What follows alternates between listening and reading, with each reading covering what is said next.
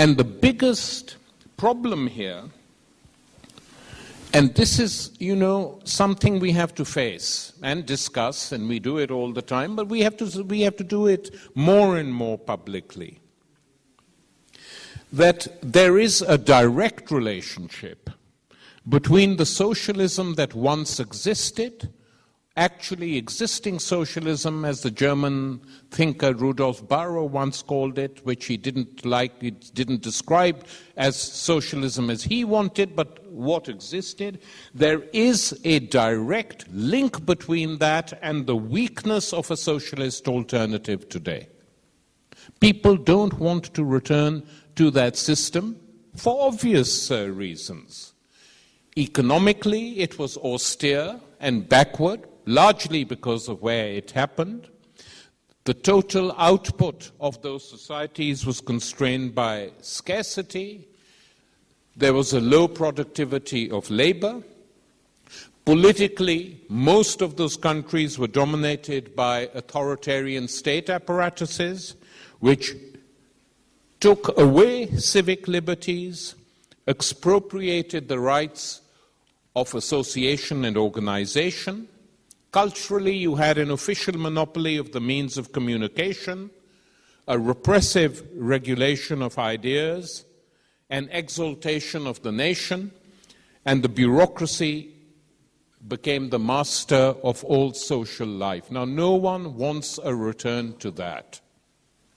However, there were other sides and aspects of these societies which many people today all over Eastern Europe and Russia you encounter who have memories of it, that however faulty and defective the system was for the reasons I pointed out, you also had a crude equality of sorts in which people had the right to a free education, people had the right to a free health service, to very, very extensively subsidized housing, subsidized electricity, subsidized gas, water, etc.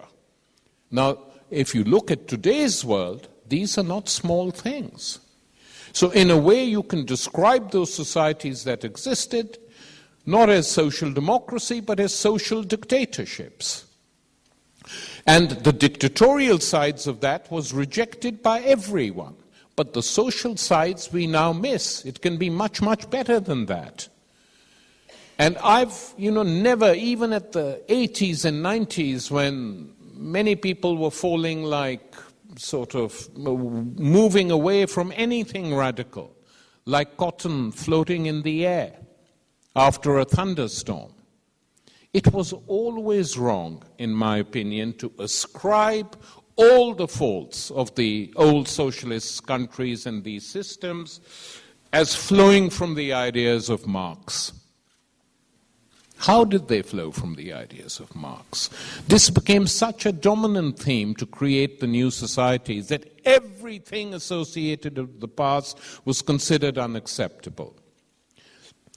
I mean, what Marx argued in his writings, he never had a fully fledged plan for socialist societies.